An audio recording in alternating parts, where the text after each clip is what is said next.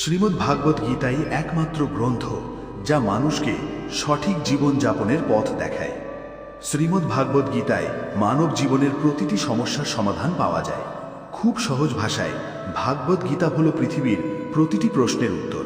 আমাদের জীবনের সাথে সম্পর্কিত এমন কোনো প্রশ্ন নেই যার উত্তর ভগবান শ্রীকৃষ্ণ ভাগবত গীতায় দেননি। আমাদের মনের যে কোনো সন্দেহ, যে কোনো সমস্যা, উদ্বেগ বা যে কোনো ধরনের আবেগ, যে কোনো ধরনের দ্বিধা, পৃথিবীর প্রতিটি ধর্মের কাছেই সমস্যার উত্তর রয়েছে। এই কারণেই ভগবান শ্রীকৃষ্ণ শ্রীমদ্ ভাগবত গীতায় বলেছেন, হে অর্জুন, যে কেউ বিশ্বাসের সাথে এবং ত্রুটি ছাড়াই এই গীতাশাস্ত্র অধ্যয়ন, শ্রবণ এবং ধ্যান করবে, সে সমস্ত পাপ থেকে মুক্ত হয়ে আমার পরম ধাম লাভ করবে। বন্ধুরা, বলা হয় যে ঘরে প্রতিদিন শ্রীমদ্ ভাগবত গীতার পাঠ এবং শ্রবণ করা হয়, সেখানে ভগবান শ্রীকৃষ্ণ স্বয়ং সেই ঘরে আসেন। বন্ধুরা, আজকের এই বিশেষ ভিডিওতে আমরা শ্রীমদ্ ভাগবত গীতার 18টি অধ্যায়ের প্রায় 700টি শ্লোক নিয়ে আলোচনা করব। আজকের প্রজন্মের প্রতিটি মানুষের মতে খুব সহজ ভাষায় এবং সহজ ভাষায় যার সারমর্ম ব্যাখ্যা করা হয়েছে, আমরা সে সম্পর্কে আলোচনা করব। যদি আপনি শ্রীমদ্ ভাগবত গীতার এই মূল্যবান জ্ঞানের সর্বাধিক সুবিধে নিতে চান, তাহলে এই গীতার সারাংশটি সম্পূর্ণরূপে পড়ুন এবং শেষ পর্যন্ত শুনুন। এবং প্রতিদিন সকালে এবং রাতে ঘুমানোর আগে আপনাকে এই চিন্তাগুলি শুনতে হবে।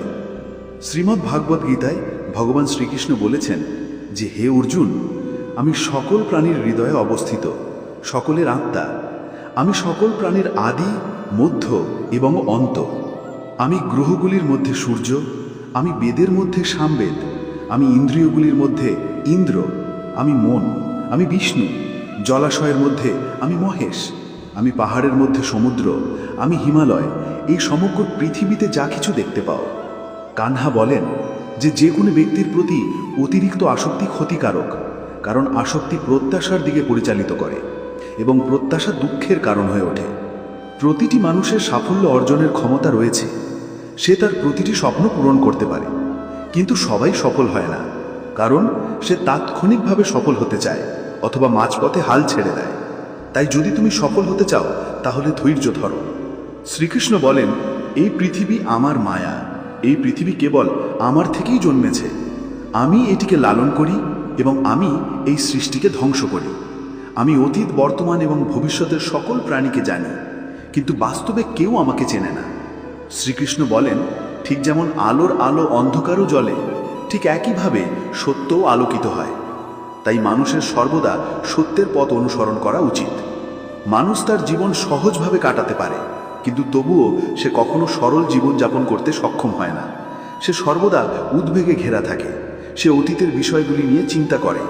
সে ক্রমাগত চিন্তিত হতে থাকে। সে মৃত্যুকে ভয় পেতে শুরু করে। সে তার জীবন সঠিকভাবে কাটাতে সক্ষম হয় না এবং মৃত্যুকে আলিঙ্গন করতে সক্ষম হয় না।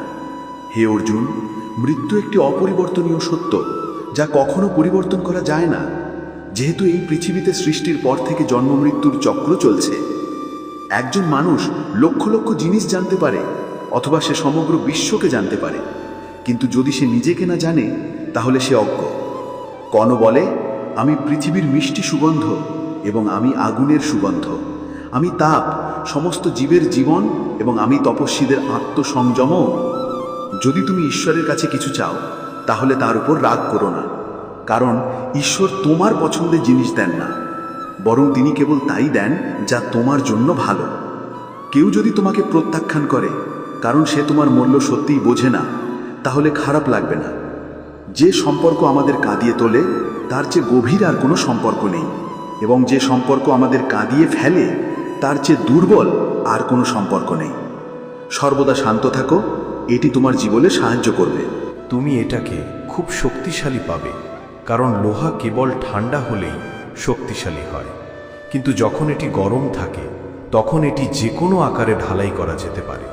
এই 7টি গুণ যে কোনো বিপদের সময় তোমাকে রক্ষা করবে। তোমার জ্ঞান, তোমার নম্রতা, তোমার বুদ্ধি, তোমার ভেতরে সাহস, তোমার সৎকর্ম, সত্য কথা বলা। হে অর্জুন, আত্মা সর্বদা জানে কোনটা সঠিক আর কোনটা ভুল, কিন্তু মানুষের সামনে চ্যালেঞ্জ হলো মনকে বোঝা। কঠিন সময় মানুষ একা হয়ে যায়, কিন্তু কেবল অসুবিধার কারণেই সেই ব্যক্তি শক্তিশালী হয়ে ওঠে। কেবল তাকেই সম্মান করো যে তোমাকে সম্মান করে। কারো অবস্থা দেখে মাথা নত করা কাপুরুষতার লক্ষণ।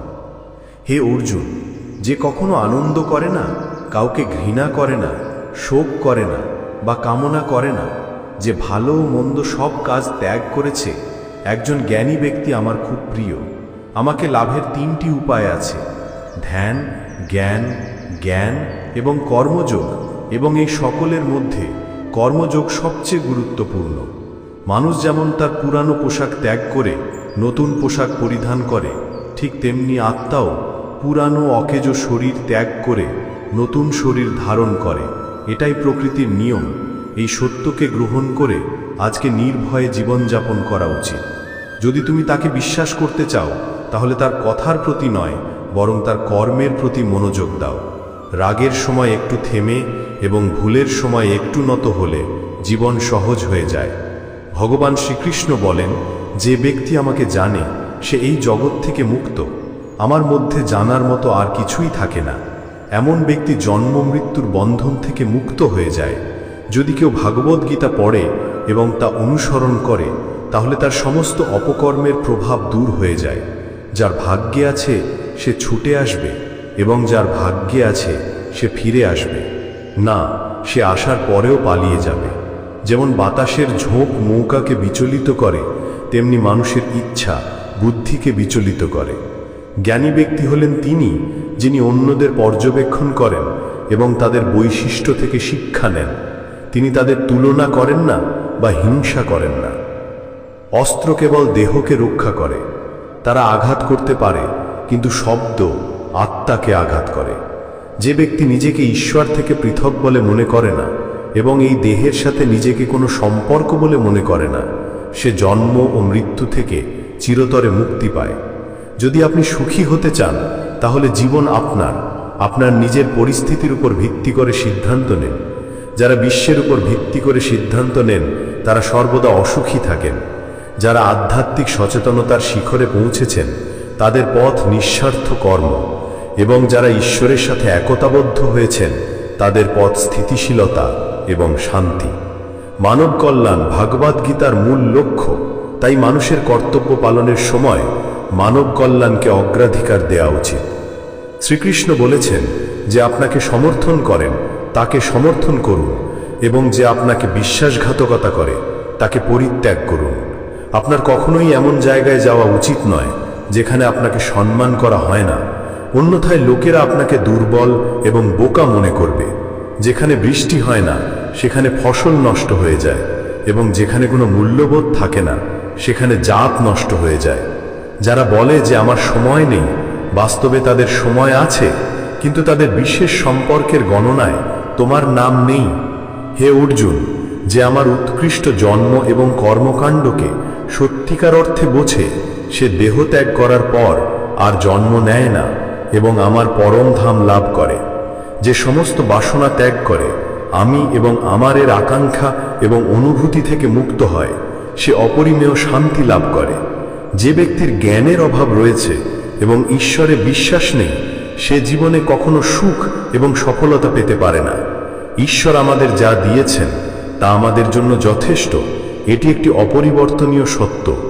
সংযম, গুণ, স্নেহ এবং সেবা, এই গুণগুলি সৎসঙ্গ ছাড়া আসে না, এবং ঈশ্বরের কৃপা ছাড়া সৎসঙ্গ অর্জন হয় না। ঈশ্বরের কাছে প্রার্থনা করা হয়। একজন ব্যক্তির অবস্থা বা ভাগ্য পরিবর্তন হোক বা না হোক, সেই প্রার্থনা অবশ্যই একজন ব্যক্তির চরিত্রের পরিবর্তন আনে। বিষয়টিকে এত মিষ্টি রাখুন যে আপনাকে কখনো তা ফিরিয়ে নিতে হলেও এটি আপনার কাছে তিক্ত মনে না হয়। কিছুটা আত্মসম্মান থাকা গুরুত্বপূর্ণ, অন্যথায় লোকেরা আপনাকে সেখানেও খুঁজে পাবে। যেখানে তোমার কর্তৃত্ব আছে সেখানে দমন করার চেষ্টা করবে। কেউ কেউ আত্মাকে আশ্চর্য করে, একইভাবে কেউ কেউ অন্য কেউ এর সারাংশকে আশ্চর্য হিসেবে বর্ণনা করেন, এবং অন্য কেউ, একজন কর্তৃত্ববান ব্যক্তি, এটিকে আশ্চর্য হিসেবে শোনেন, এবং কেউ কেউ শুনে। ভগবান শ্রীকৃষ্ণ বলেন যে একজন ধৈর্যবান ব্যক্তি, যিনি সুখ এবং দুঃখকে সমান মনে করেন এবং ইন্দ্রিয় এবং বস্তুর সাহায্যে বিচলিত হন না, তিনিই মুক্তির যোগ্য। আপনি যদি নিজেকে হারান না, তবে পৃথিবীর কোনো শক্তি আপনাকে সাহায্য করতে পারে না। আপনি পরাজিত হতে পারবেন না। আপনি দুর্বল নন। আপনার সময় এবং সময় সকলের জন্য পরিবর্তিত হয়। কেবল আপনার কাজ চালিয়ে যান।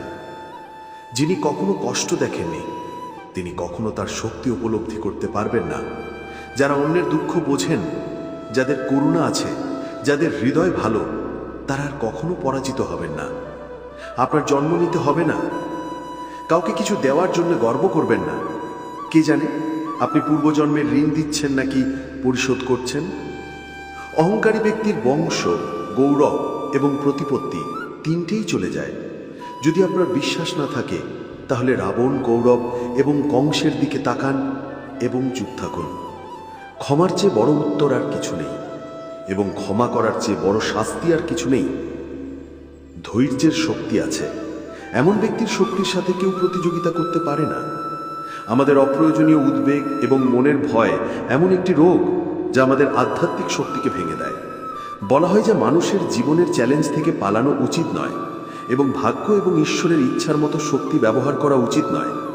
যজ্ঞের অবশিষ্ট খাবার খায় এমন মহৎ ব্যক্তিরও সমস্ত পাপ থেকে মুক্ত হন, এবং পাপীরা যারা তাদের দেহকে পুষ্ট করে, তারা কেবল পাপের জন্য খাবার রান্না করেন। খাও, অর্থাৎ যারা ঈশ্বরকে স্মরণ না করে তাদের বেঁচে থাকার জন্য ব্যস্ত থাকে, তাদের চোর হিসেবে বিবেচনা করা উচিত। জ্ঞানই এমন একটি অক্ষয় উপাদান যা মানুষকে কোথাও, কোনো পরিস্থিতিতে এবং কোনো পরিস্থিতিতেই ছেড়ে যায় না। আবহাওয়ার পরিবর্তন যেমন হয়, তেমনি জীবনে সুখ দুঃখ আসে এবং যায়। যুদ্ধ হোক বা জীবন, সফলতা কেবল তিনটি অস্ত্র দ্বারা অর্জিত হয়: ধর্ম, ধৈর্য এবং অনুরূপ। যে কোন মানুষ তার জন্ম দ্বারা নয়, তার কর্ম দ্বারা মহান হয়।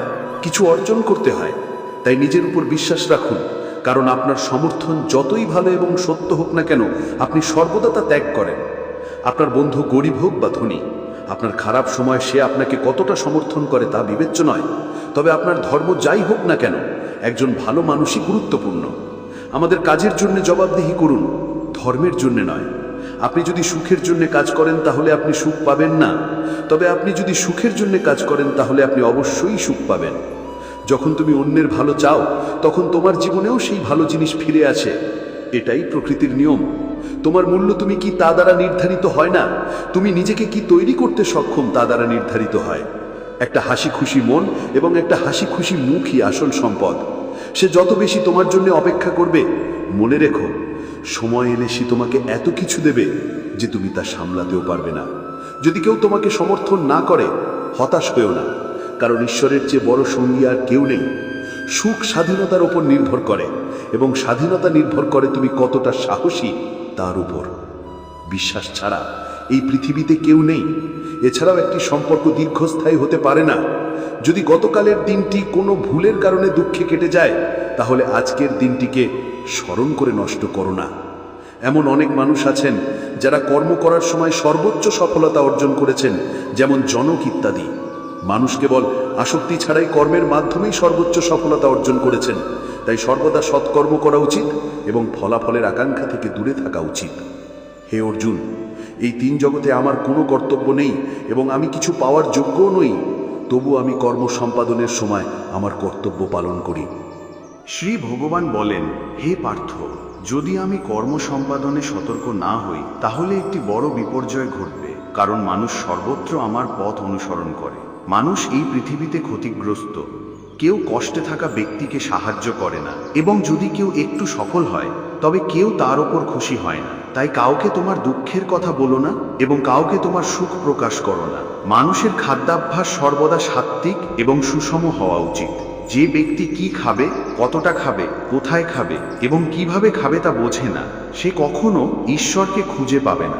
একজন মূর্খ ব্যক্তি যে কেবল লোক দেখানোর জন্য বলে যে সে সমস্ত ইন্দ্রিয়কে নিয়ন্ত্রণ করেছে, কিন্তু যে ব্যক্তি তার মনে সেই ইন্দ্রিয়গুলির বিষয়গুলি সম্পর্কে চিন্তা করে তাকে মিথ্যাচারী অর্থাৎ দাম্ভিক বলা হয়। যে পুরুষ ঐতিহ্য অনুসরণ করে না, জগৎচক্রের নিয়ম অনুসরণ করে না, অর্থাৎ তার কর্তব্য পালন করে না, সে ইন্দ্রিয়ের মাধ্যমে আনন্দ উপভোগ করতে প্রবৃত্ত হয়। পাপী মানুষ বৃথা বেঁচে থাকে, কিন্তু যে মানুষ আত্মায় আনন্দ করে, আত্মায় সন্তুষ্ট থাকে এবং আত্মায় সন্তুষ্ট থাকে, তার জন্য কোনো কর্তব্য নেই। এখানে আত্মার অর্থ হলো সবচেয়ে বড় সত্য, এবং যে সত্যকে কেবল সত্যেই বোঝে, সুখী হয়ে সে সত্যে থাকে, তার জন্য কোনো কর্তব্য নেই। কিন্তু এমন মহাপুরুষ লক্ষ লক্ষের মধ্যে একজন। এই পৃথিবীতে সেই মহাপুরুষের কোনো উদ্দেশ্য নেই, কর্ম না করার কোনো উদ্দেশ্য নেই। এমনকি সকল জীবের মধ্যেও কেউ স্বার্থপরতা থেকে বিরত থাকে না। বলার সহজ অর্থ হলো যে যিনি ঈশ্বরকে লাভ করেছেন তিনি অন্য কোনো কর্ম কেন করবেন? যারা জ্ঞানী, যারা ঈশ্বরের সত্য জেনেছেন, তাদের কাজ করা তাদের দায়িত্ব হয়ে দাঁড়িয়েছে। এই ধরনের কর্ম অন্য কারোর মনে কর্মের প্রতি ভয় বা অপমান তৈরি করতে পারে। তাই সেই জ্ঞানী ব্যক্তিদের জন্য এমন একটি উদাহরণ স্থাপন করা গুরুত্বপূর্ণ, যাতে প্রত্যেকে তাদের কর্তব্য পালনে অনুপ্রাণিত হয়। অলস বা ঘুমকাতুরে মানুষরাও একই রকম কাজ করে। রাজসিক গুণাবলী সম্পন্ন মানুষরা প্রতিটি কাজে সাহস বা সাহসিকতা দেখানোর চেষ্টা করে, কিন্তু জ্ঞানী ব্যক্তিরা জানেন যে তাদের গুণাবলী তাদের কাজ করতে বাধ্য করছে। আর যারা জ্ঞানী নন তারা মনে করেন যে সবকিছুই, যদি আপনি সত্যিই আপনার জীবন পরিবর্তন করতে চান, তাহলে প্রথমে আপনাকে আপনার মন পরিবর্তন করতে প্রস্তুত থাকতে হবে। কারণ আপনার মন যেমন, আপনার চিন্তা ভাবনাও তেমন হবে, এবং আপনার চিন্তা ভাবনা যেমন হবে আপনার জীবনও তেমন হবে। তাকে যেতে দিন, আজই থাকুন, যদিও এটি চলে গেছে, আগামীকালও চলে যাবে। আপনি যত সরল এবং নরম হৃদয়ের হবেন, ততই আপনাকে চালাক এবং অসৎ লোকেরা তাড়িয়ে দিবে। জীবনের সব কিছু আবার পাওয়া যেতে পারে, কিন্তু সময়ের সাথে সাথে হারিয়ে যাওয়ার সম্পর্ক এবং বিশ্বাস ফিরে পাওয়া যায় না। কেবল তাকেই বিশ্বাস করুন যা ধরে রাখা মূল্যবান, কারণ যারা কফিন বহন করে তারাও কয়েক মুহূর্তের জন্য সমর্থন দেয়। ঔষধের প্রতি আপনার মতো সত্য মানুষের প্রতিও একই বিশ্বাস রাখুন। অবশ্যই তারা একটু তিক্ত হবে, কিন্তু তারা আপনার জন্য উপকারী হবে। যারা আপনার যত্ন নেয়নি তাদের থেকে নিজেকে দূরে রাখাই ভালো। ঘনিষ্ঠতা কখনোই মূল্যবান নয়, কেবল সেই ব্যক্তি সবচেয়ে বড় যে ছোটদের কষ্ট বুঝতে পারে। কে কি করছে, কিভাবে করছে এবং কেন করছে, সে সবচেয়ে বড়। আপনি যত বেশি এই সব থেকে দূরে থাকবেন, তত বেশি আপনি সুখী হবেন। প্রতিটি সম্পর্কেরই আলাদা সীমা থাকে, কিন্তু যখন আত্মসম্মানের কথা আসে তখন সম্পর্কটি শেষ করাই ভালো। সকালের ঘুম একজন ব্যক্তির উদ্দেশ্যকে দুর্বল করে দেয়। যারা লক্ষ্য অর্জন করে তারা কখনো দেরিতে ঘুমায় না। সাহায্য এমন একটি ঘটনা যে আপনি যদি তা করেন তাহলে লোকেরা ভুলে যায়, আর যদি না করেন তবে লোকেরা মনে রাখে যে একজন ব্যক্তি সর্বদা দুটি ব্যক্তির কাছে হেরে যায়, একজন তার পরিবারের কাছ থেকে এবং অন্যজন তার পছন্দের ব্যক্তির কাছ থেকে। একজন বোকা ব্যক্তি কেবল নিজের ক্ষতি করে না, বরং তাকে সাহায্যকারীরও ক্ষতি করে। সে জীবনে এতটাই ব্যস্ত থাকে, এমন হয়ে উঠুন যাতে অনুশোচনা, দুঃখ, ঘৃণা এবং ভয়ের জন্য সময় থাকে না। যদি কেউ আপনার বিশ্বাস ভাঙে তবে তাকে ধন্যবাদ জানান, কারণ তিনি আমাদের শেখান যে বিশ্বাস কেবল চিন্তা করার পরেই দেওয়া উচিত। যদি আপনি জীবনে সুখ এবং শান্তি চান, তাহলে নিজের উপর আপনার সমস্যা এবং সমালোচনা বন্ধ করুন। এটিকে আপনার উপর কর্তৃত্ব করতে দেবেন না। জন্মগতভাবে পাওয়া সম্পর্কগুলো প্রকৃতির দান, কিন্তু তুমি নিজে যে সম্পর্কগুলো তৈরি করো সেগুলো তোমার মূলধন। সেগুলোকে নিরাপদে রাখো। একজনের গুণ ও অকল্যাণ নির্ধারণ করার আগে তোমার দৃষ্টিভঙ্গিকে ন্যায্য এবং স্বচ্ছ করে তোলা প্রয়োজন। বলো না, কারণ প্রায়শই মানুষ অন্যের দুর্বলতার সুযোগ নেয়। জীবনে কখনো দুজন মানুষকে ভুলে যেও না, একজন যে তোমাকে কষ্ট দিয়েছে এবং অন্যজন যে তোমাকে কষ্টে সমর্থন করেছে।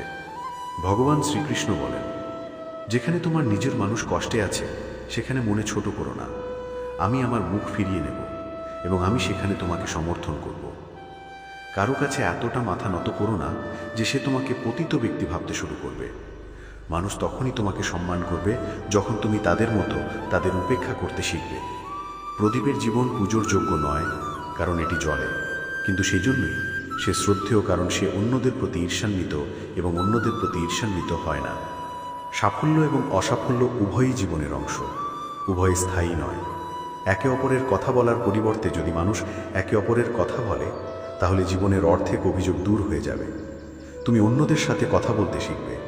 কাউকে এতটাই বিশ্বাস করো যে সে যখন তোমাকে প্রতারণা করে তখন সে অপরাধ বোধ করে, আর কাউকে এতটাই ভালোবাসো যে তার মনে সবসময় তোমাকে হারানোর ভয় থাকে। 4টি বেদের অর্থ না জানলেও কিছু যায় আসে না, কিন্তু জ্ঞান, জবাবদিহিতা, অনুগত এবং সততা, এই 4টি শব্দের অর্থ জানলেও জীবন অর্থপূর্ণ হয়ে উঠবে। জ্ঞানী মানুষ এই পৃথিবীতে পুণ্য এবং পাপ উভয়ই ত্যাগ করে, অর্থাৎ সে এগুলি থেকে মুক্ত হয়। এই সময়ের মধ্যে তোমার বুদ্ধি আসক্তির জলাভূমি অতিক্রম করতে পারে। হে অর্জুন, সেই সময় তুমি এই জগৎ ও পরলোকের সকল সুখ থেকে ত্যাগ লাভ করবে, যা শোনা বা শোনা যায়। সেই সময় যখন একজন ব্যক্তি মনের মধ্যে উপস্থিত সমস্ত বাসনা সম্পূর্ণরূপে ত্যাগ করে আত্মাতেই আত্মায় সন্তুষ্ট থাকে, সেই সময় যে ব্যক্তি অবস্থিত তাকে জ্ঞানী বলা হয়। যে ব্যক্তি দুঃখ পাওয়ার পর মনে উত্তেজিত হয় না, যে ব্যক্তি আনন্দ পাওয়ার সময় আসক্তি থেকে সম্পূর্ণ মুক্ত থাকে এবং যার আবেগ, ভয় এবং ক্রোধ বিনষ্ট হয়ে যায়, তাকে বলা হয় কচ্ছপের মতো স্থির বুদ্ধি সম্পন্ন। সে তার অঙ্গ প্রত্যঙ্গ সকল দিক থেকে প্রত্যাহার করে।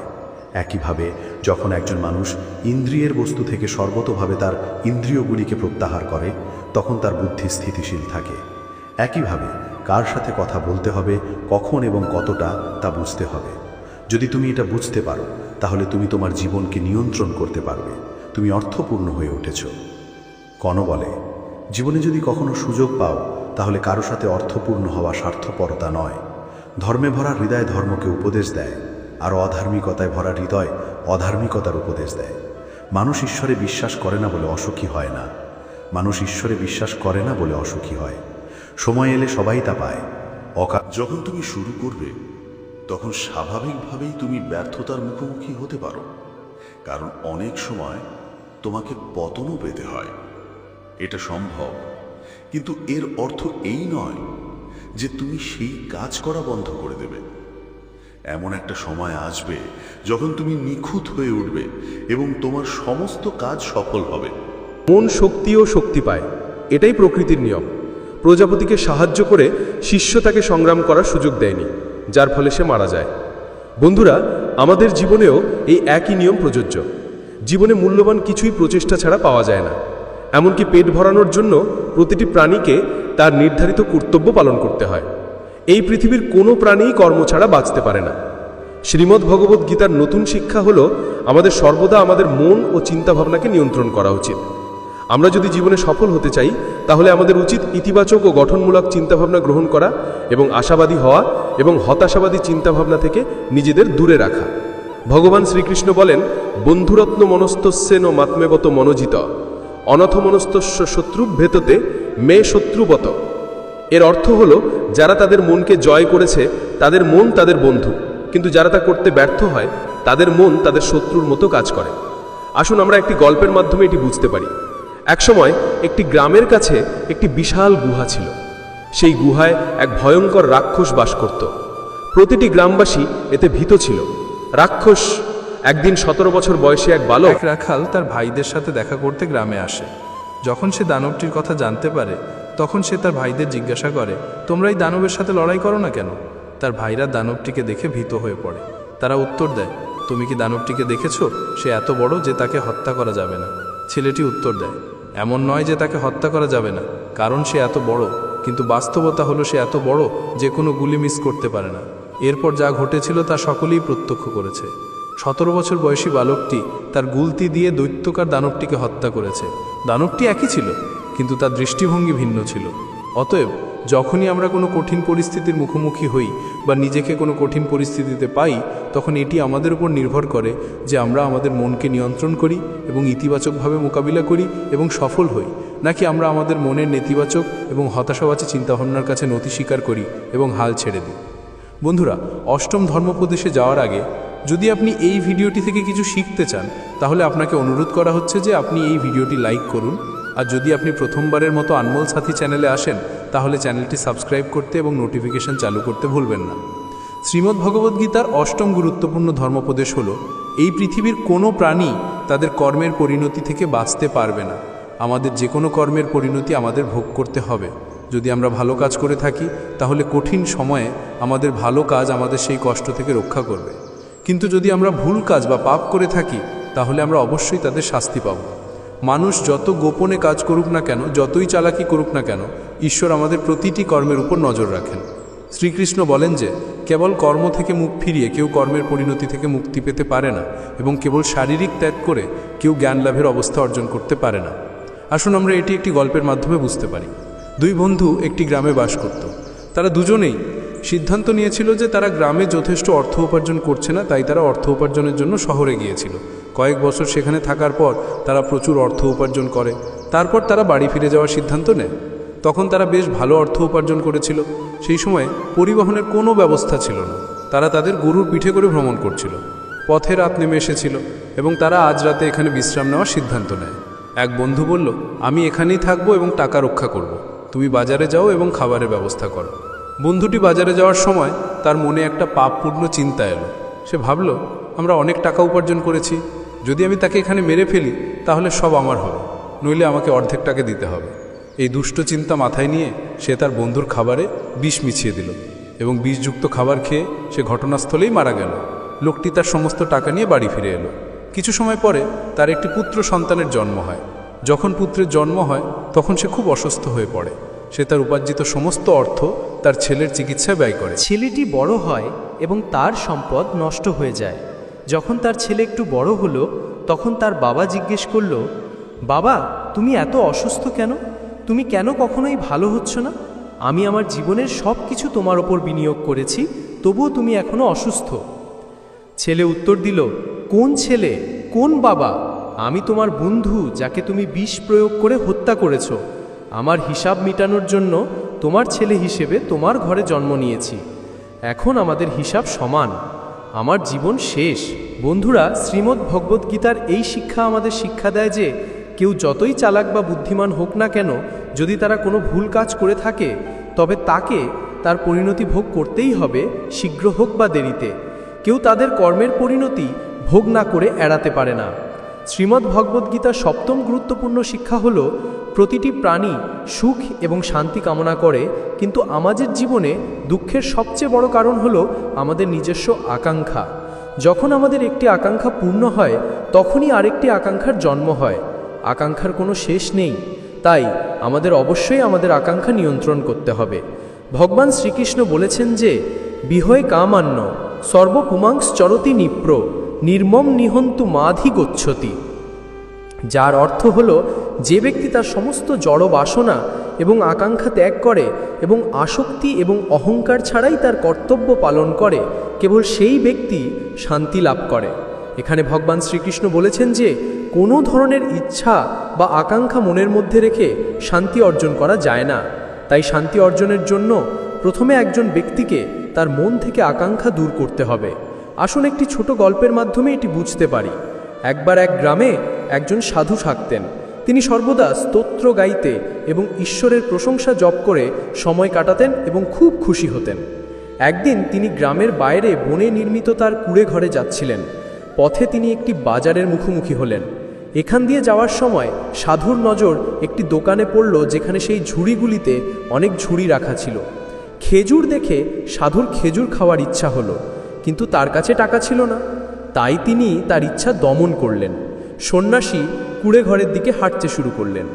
ঋষি তার কুঁড়ে ঘরে পৌঁছে গেলেও খেজুর খাওয়ার চিন্তা তার মন থেকে সরে যায়নি। সে ক্রমাগত এটি নিয়ে ভাবতে থাকে। তার মন এতটাই অস্থির ছিল যে রাতে এসে ঠিকমতো ঘুমাতে পারছিল না। পরের দিন সকালে সে ঘুম থেকে উঠে আবার খেজুর খাওয়ার কথা ভাবতে থাকে। সে ভাবল যে খেজুর খেতে চাইলে তার টাকার প্রয়োজন। সে ভাবল যে শুকনো কাঠ বিক্রি করে খেজুর কেনার জন্য যথেষ্ট টাকা পাওয়া যাবে। এমন পরিস্থিতিতে সন্ন্যাসী ঈশ্বরের স্তোত্র ত্যাগ করে শুকনো কাঠ সংগ্রহ করতে শুরু করে। অনেক কাঠ সংগ্রহ করার পর সে তার গাড়িতে চাপিয়ে বাজারের দিকে হাঁটতে শুরু করে। কাঠের বান্ডেলটি বেশ ভারী ছিল, কিন্তু তবুও সন্ন্যাসী হাঁটতে থাকে। কিছুক্ষণ হাঁটার পর তার কাঁধে ব্যথা শুরু হলো। কিছু দূর হেঁটে যাওয়ার পর সে বিশ্রামের জন্য থামল। সে কোনোভাবে কাঠের বান্ডেলটি নিয়ে বাজারে পৌঁছতে সক্ষম হলো। সে সেখানে বিক্রি করে টাকা নিল, দোকানে গেল, খেজুর কিনল এবং তার কুঁড়ে ঘরের দিকে হাঁটতে শুরু করলো। কুঁড়ে ঘরের দিকে যেতে যেতে তার মনে একটা চিন্তা এলো, আজ আমার খেজুর খেতে ইচ্ছে করছে, তাই আমি আমার প্রভুর পূজা ছেড়ে দিয়ে সেগুলি কিনে ফেললাম। আগামীকাল আমি অন্য কিছু চাইব, কখনো নতুন পোশাক, কখনো অন্য কিছু। সে ভাবল যে তিনি একজন সাধু, তাহলে তিনি কিভাবে কামনার দাস হতে পারেন। এই কথা ভাবার সাথে সাথে সে খেজুর ত্যাগ করার সিদ্ধান্ত নিল। সে পাশ দিয়ে যাওয়া একজন দরিদ্র লোককে খেজুর দিল। এইভাবে সে তার নিজের কামনার দাস হওয়া এড়িয়ে গেল। বন্ধুরা, তাই আমাদের জীবনে সন্তুষ্টিকে তার যথাযথ স্থান দেওয়া উচিত। যদিও আমরা আমাদের আকাঙ্ক্ষাকে সম্পূর্ণরূপে ত্যাগ করতে পারি না, আমাদের যতটা সম্ভব আমাদের আকাঙ্ক্ষাকে সীমাবদ্ধ রাখা উচিত এবং অযথা চিন্তিত না হয়ে আমাদের যা আছে তা নিয়ে সন্তুষ্ট থাকা উচিত। ভগবদ্গীতার ষষ্ঠ শিক্ষা হলো যে কারোর প্রতি আসক্তি আমাদের দুঃখের কারণ। আমাদের জীবনের সকল দুঃখ, সকল ঝামেলা, সকল উদ্বেগ আমাদের আসক্তি, আমাদের আত্মীয়তার ভবি থেকে আসে। এটা আমার নিজের। এখান থেকেই আমাদের জীবনের সকল দুঃখের শুরু। আসুন আমরা একটি ছোট গল্পের মাধ্যমে এটি বুঝতে পারি। একজন লোক একটা বিশাল প্রাসাদের মালিক ছিলেন। তিনি তার সারা জীবনের সম্পদ বিনিয়োগ করে এটি তৈরি করেছিলেন। আশেপাশের গ্রাম থেকে অনেক লোক তার প্রাসাদ দেখতে আসতেন। অনেক ধনী ব্যবসায়ী এমনকি এটি কিনতেও চেষ্টা করতেন। তাই প্রাসাদটি তার অহংকারে পরিণত হয়েছিল। তিনি সেই প্রাসাদের প্রতি খুব আসক্ত ছিলেন। একদিন তিনি বাজারে গেলেন এবং তার প্রাসাদে আগুন লেগে গেল। যখন তিনি ফিরে এলেন, তিনি দেখলেন যে তার প্রাসাদ আগুনে জ্বলছে। তার প্রাসাদটি জ্বলতে দেখে তিনি খুব দুঃখিত হলেন। তিনি অনুভব করলেন যে তার জীবনের সঞ্চয় ছাই হয়ে গেছে। তিনি বললেন, যদি এই প্রাসাদটি আর না থাকে আমি বাঁচব না। যদি আমার প্রাসাদটি ছাই হয়ে যায় তাহলে আমি বেঁচে থেকে কি করব? তিনি আগুনে ঝাঁপ দেওয়ার চেষ্টা করলেন, কিন্তু অন্য একজন তাকে থামিয়ে বললেন, ভাই, এটা তোমার প্রাসাদ নয়, তোমার ছেলে গতকালই অন্য কারো কাছে বিক্রি করে দিয়েছে। যখন সে জানতে পারল যে এই প্রাসাদটি আর তার নয়, এটি অন্য কারোর, তখন তার সমস্ত উদ্বেগ দূর হয়ে গেল। অন্যরা যখন জ্বলন্ত প্রাসাদটি দেখছিল তখন সেও উঠে দাঁড়াল। ঠিক তখনই তার ছেলে এসে হাজির। সে তার ছেলেকে দেখে আনন্দিত হয়ে তাকে আশীর্বাদ করতে লাগলো, বলতে লাগলো, কেবল ভাগ্যবান বাবা মায়েরই তার মতো ছেলে থাকে। তুমি আমার জীবন বাঁচিয়েছ। আজ এই প্রাসাদে আগুন লেগেছে এবং তুমি গতকাল চুক্তিটি স্বাক্ষর করেছ। ছেলে তার বাবাকে বলল, বাবা, আমি এই প্রাসাদের জন্য একটি চুক্তি করতে গিয়েছিলাম, কিন্তু চুক্তিটি এখনও চূড়ান্ত হয়নি। যখন তার বাবা শুনলেন যে চুক্তিটি চূড়ান্ত হয়নি, তখন তিনি আবার কেঁদে ফেললেন এবং বুক চাপড়াতে লাগলেন। বন্ধুরা, প্রাসাদটি একই, মানুষগুলিও একই, কিন্তু যখন প্রাসাদটি আমার হয় তখন এটি দুঃখ এবং সুখ নিয়ে আসে, কিন্তু যখন এটি আমার থাকে না তখন এর সাথে আমার কোনো সম্পর্ক থাকে না। সমস্ত দুঃখ এবং উদ্বেগ অদৃশ্য হয়ে যায়। একইভাবে জীবনে যখন আমরা কোনো স্থান, কোনো ব্যক্তি, কোনো সম্পর্ক বা কোনো চাকরিকে নিজের বলে গ্রহণ করি অথবা আমরা তার সাথে সংযুক্ত হই, তখনই সমস্ত দুঃখের শুরু হয়। প্রত্যেকটি সমস্যার একটি শুরু আছে। তাই আমরা যদি জীবনে শান্তি চাই তাহলে আমাদের আসক্তি ত্যাগ করা উচিত। শ্রীমদ্ ভগবদ্গীতার পঞ্চম গুরুত্বপূর্ণ শিক্ষা হলো, এই পৃথিবীতে যা কিছু ঘটে, ভালো বা খারাপ, তা কোনো কারণ ছাড়াই ঘটে না এবং কোথাও না কোথাও তা কেবল আমাদের ভালোর জন্যই ঘটে। আসুন আমরা এটি একটি গল্পের মাধ্যমে বুঝতে পারি। একসময় এক গ্রামে একজন দরিদ্র মহিলা থাকতেন। যখন তিনি একটি সন্তানের জন্ম দেন তখন তিনি একেবারে সুস্থ ছিলেন, কিন্তু একবার কোনো দুর্ঘটনার কারণ ছিল বাচ্চাটির একটি আঙুল কেটে ফেলা হয়েছিল। সে খুব দুঃখিত ছিল যে আমার বাচ্চার সাথে কেন এমন হলো, এবং সে সবসময় এর জন্য ঈশ্বরকে অভিশাপ দিত। বলতো যে, আমি জানি না ঈশ্বরের আমার সাথে কি শত্রুতা ছিল যে সে আমার বাচ্চার আঙুল কেটে ফেলেছে। সময় গড়িয়ে গেল এবং একদিন এক অধরা রাক্ষস সেই গ্রামে এসে সাধুসন্তের ছদ্মবেশে এসে পৌঁছালো। সেই রাক্ষস তার শক্তি বৃদ্ধির জন্য শিশুদের বলি দিতে চেয়েছিল। সে এই শিশুটিকে বলি দেওয়ার জন্য নিয়ে গেল, কিন্তু যখন সে তাকে বলি দিতে শুরু করলো তখন তার গুরুর একটি শর্ত মনে পড়ল যে তুমি যে কোনো শিশুর বলি দেবে তার শরীরের সমস্ত অংশ অক্ষত থাকতে হবে। কিন্তু সেই শিশুর আঙুল কেটে ফেলা হয়েছিল, যার কারণে সেই রাক্ষস সেই শিশুটিকে বাঁচতে বাধ্য হয়েছিল। সেদিন তার মা বুঝতে পেরেছিলেন যে আমার বাচ্চার আঙুল না কাটা হলে সে আজ বেঁচে থাকতো না। তিনি ঈশ্বরকে অনেক ধন্যবাদ জানান। বন্ধুরা, জীবনে অনেক সময় আমাদের সমস্যার মুখোমুখি হতে হয়, তারপর আমরা ভাবি কেন আমাদের সাথে এমন হচ্ছে, কিন্তু সময়ের সাথে সাথে আমরা বুঝতে শুরু করি যে যা ঘটেছে তা ভালোর জন্যই হয়েছে। শ্রীমদ্ ভগবদ্গীতার চতুর্থ গুরুত্বপূর্ণ শিক্ষা বলা হয় যে রাগ জ্ঞানকে ধ্বংস করে। যে ব্যক্তি তুচ্ছ বিষয়ে রেগে যায় সে জীবনে সুখ ও শান্তি খুঁজে পায় না, কারণ যে ব্যক্তি খুব রেগে যায় তার সমস্ত বন্ধু তাকে ছেড়ে চলে যায় এবং সে তার হৃদয় কষ্ট নিয়ে বেঁচে থাকে। রাগের কারণে সে কেবল নিজের ক্ষতিই করে না, বরং তার আত্মীয় স্বজনদের অনুভূতিতেও আঘাত করে।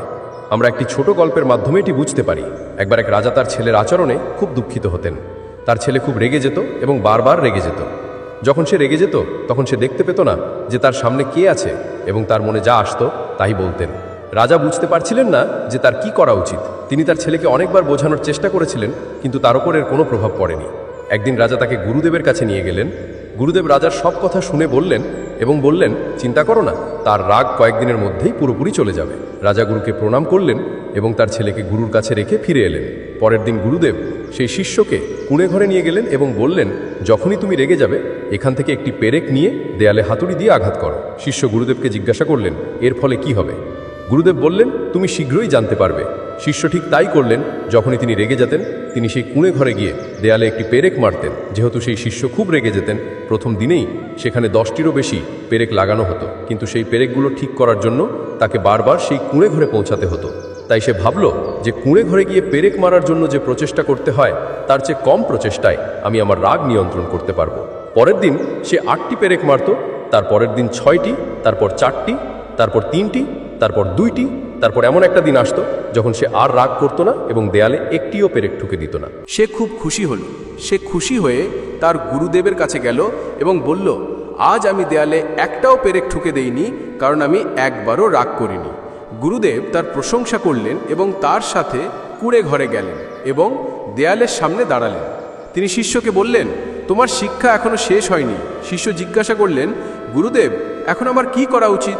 গুরুদেব বললেন, যখনই তুমি একেবারেই রাগ করো না, এখানে ফিরে এসে এই পেরেকগুলির মধ্যে একটি টেনে বের করো। শিষ্য ঠিক তাই করলেন, কিন্তু অনেক পেরেক ছিল, তাই সবগুলো টেনে বের করতে তার 1 মাসেরও বেশি সময় লেগে গেল। কিন্তু একদিন শিষ্য অত্যন্ত আনন্দিত হয়ে তার গুরুদেবের কাছে গিয়ে বললেন, এখন দেয়ালে একটাও পেরেক নেই। গুরুদেব রাজা ও রানীকে ডেকে শিষ্যকে তাদের সাথে কুঁড়ে ঘরে নিয়ে গেলেন এবং দেয়ালের সামনে দাঁড়ালেন। তার দেখতে পেল যে দেয়ালে একটিও পেরেক নেই। গুরুদেব শিষ্যকে জিজ্ঞাসা করলেন, তুমি কি এই দেয়ালে কিছু দেখতে পাচ্ছ? শিষ্য বললেন, না গুরুদেব, আমি সব পেরেক বের করে ফেলেছি, এখন সেখানে কিছুই নেই। গুরুদেব বললেন, ভালো করে দেখো, হয়তো তুমি কিছু দেখতে পাচ্ছ। শিষ্য আবার তাকিয়ে বললেন, গুরুদেব, আমি সেখানে লাগানো পেরেকগুলো বের করে ফেলেছি, দেয়ালে তাদের চিহ্ন দেখা যাচ্ছে।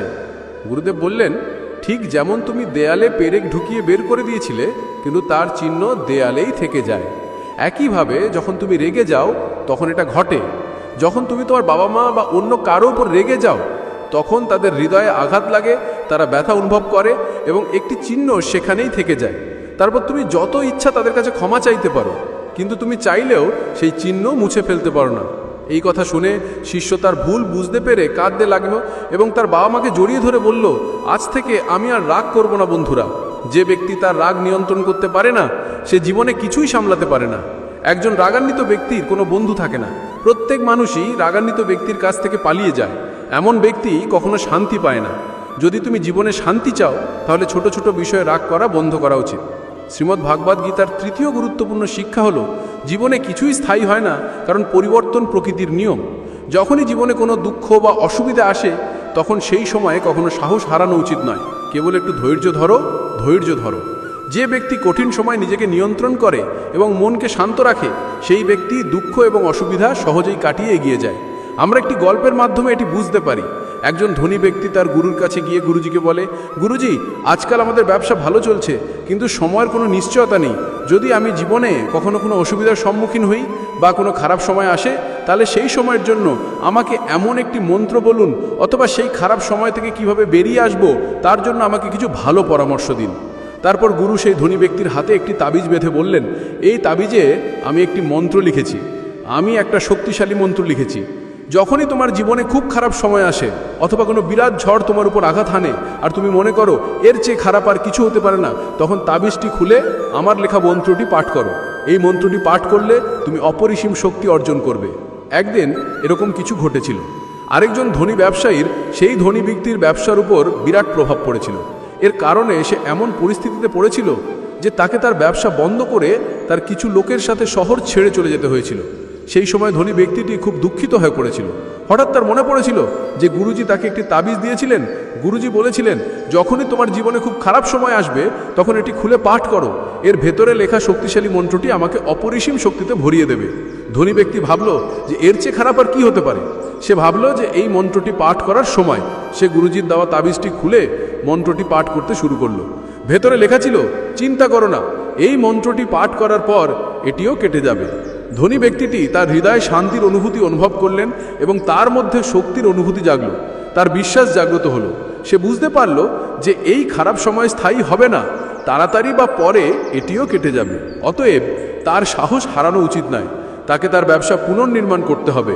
লোকটি তার সমস্ত কর্মীদের একত্রিত করে, আগের চেয়ে আরও বেশি সাহস এবং কঠোর পরিশ্রমের সাথে তার ব্যবসা পুনর্নির্মাণ করে। বন্ধুরা, তোমার জীবনের পরিস্থিতি যতই খারাপ হোক না কেন, এটি চিরকাল স্থায়ী হবে না। এটিও একদিন কেটে যাবে। এমন সময় কখনো দুঃখ বা চিন্তিত হওয়া উচিত নয়, বরং মনের মধ্যে বিশ্বাস রাখা উচিত যে এই সময়টিও একদিন কেটে যাবে। শ্রীমদ্ ভাগবত গীতার দ্বিতীয় গুরুত্বপূর্ণ শিক্ষা হলো যে ঈশ্বরও এমন ব্যক্তিকে রক্ষা করতে পারেন না যে নিজেকে রক্ষা করতে পারেন না। শ্রীকৃষ্ণ অর্জুনকে বললেন, হে অর্জুন, তোমার সর্বদা আমাকে স্মরণ করা উচিত এবং যুদ্ধ করা উচিত। অর্জুন শ্রীকৃষ্ণকে জিজ্ঞাসা করলেন, এই যুদ্ধ কয়েকদিনের মধ্যেই শেষ হয়ে যাবে, কিন্তু তুমি বলছো যে তোমার সর্বদা আমাকে স্মরণ করা উচিত এবং যুদ্ধ করা উচিত। সর্বদা যুদ্ধ করার অর্থ কী? তখন শ্রীকৃষ্ণ অর্জুনকে বললেন যে এই জীবন নিজেই একটি যুদ্ধক্ষেত্র। এই জীবনে সুখ দুঃখ আসবেই এবং তোমাকে সাহসের সাথে সেগুলোর মুখোমুখি হতে হবে। শ্রীকৃষ্ণ কখনো বলেননি যে তুমি চুপ করে বসে থাকো, আমি তোমার জায়গায় যুদ্ধ করব। গীতার এই জ্ঞানের অনেক গভীরতা রয়েছে। ঈশ্বর নিজেই আমাদের জীবনের লাগাম ধরে আছেন, কিন্তু আমাদের যুদ্ধ করতে হবে, আমাদের কাজ করতে হবে, আমাদের ঈশ্বরকে স্মরণ করতে হবে যে হে ঈশ্বর, আমাকে শক্তি দাও, আমাকে বোধগম্যতা দাও, আমাকে জ্ঞান দাও, যাতে আমি আমার জীবনের সমস্ত যুদ্ধ জয় করতে পারি এবং জীবনে সঠিক পথে চলতে পারি। আমি পারবো, কিন্তু তোমাদের নিজেদের যুদ্ধ নিজেদেরই লড়তে হবে। যারা বলে আমরা কিছু করব না, ঈশ্বর সব করবেন, তারা বলে যে অলস ব্যক্তিকে দেখলে ঈশ্বরও ভয় পান, যে এই ব্যক্তি কিছুই করবে না। ঈশ্বর আমাদের বুদ্ধি দিয়েছেন, বোধগম্যতা দিয়েছেন, ঈশ্বর আমাদের অনুপ্রাণিত করেন, শক্তি দেন, কিন্তু আমাদের নিজেদের রক্ষা করতে হবে। শ্রীমদ্ ভাগবত গীতার প্রথম গুরুত্বপূর্ণ শিক্ষা হলো, যার কাছে সত্যের শক্তি এবং ঈশ্বর তার সাথে থাকে, এমনকি যদি পুরো পৃথিবী তার বিরুদ্ধেও থাকে, শেষ পর্যন্ত সে জয়ী হয়। তোমাদের কেবল ঈশ্বরের উপর পূর্ণ বিশ্বাস এবং আস্থা রাখা উচিত। 18টি অধ্যায়ের 700 শ্লোকের শেষ শ্লোক হল, যত্র যোগেশ্বর কৃষ্ণ যত্র পার্থ ধনুর্ধরাহ তত্র শ্রী বিজয় ভূতের ধূরবা নীতি মতিমম।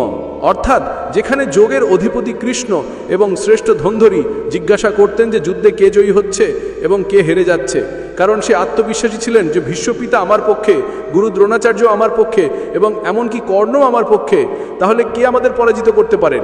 কিন্তু শ্রীমদ্ ভাগবত গীতার অনুসারে এই শেষ শ্লোকে সঞ্জয় ধৃতরাষ্ট্রকে জানান যে এই যুদ্ধের একটি সম্ভাব্য ফলাফল হলো যে বিজয় সর্বদা সেই দিকেই হবে যেখানে ঈশ্বর এবং তার অনুসারীরা আছেন, এবং তাই মঙ্গল, আধিপত্য ও সমৃদ্ধিও থাকবে। অসত্যের যতই শক্তি থাকুক না কেন, পৃথিবীতে কেউ তাকে পরাজিত করতে পারে না যার সাথে সত্য এবং ঈশ্বর দাঁড়িয়ে আছেন। আমরা একটি গল্পের মাধ্যমে এটি বুঝতে পারি। এক সময় ঋষিকেশের গঙ্গার তীরে এক সাধু বাস করতেন। সাধু অত্যন্ত দয়ালু ছিলেন এবং ঈশ্বরের উপাসনা করতেন। তার অনেক শিষ্য ছিলেন যারা তার তত্ত্বাবধানে শিক্ষা লাভ করছিলেন। সাধু জন্ম থেকেই অন্ধ ছিলেন, কিন্তু তার একটি নিয়ম ছিল যে প্রত্যেক দিন সূর্যাস্তের পর তিনি আকাশ ছোঁয়া পাহাড়ে হাঁটতে যেতেন। যখনই তিনি হাঁটতে যেতেন, তিনি ঈশ্বরের প্রশংসা গান গাইতেন এবং একইভাবে ফিরে আসতেন। তার গুরু প্রতিদিন এই কাজ করতেন এবং তার শিষ্যরা অন্ধ হয়েও কিভাবে এই কাজটি করতে পেরেছিলেন তা নিয়ে বিভ্রান্ত ছিলেন।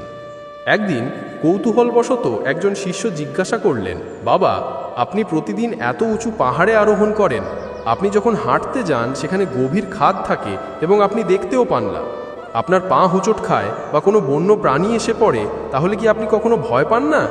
আপনি কি এই সমস্ত কিছুর জন্য সামান্যতম ভয়ও অনুভব করেন না? সাধু প্রথমে একটু হেসে চলে গেলেন।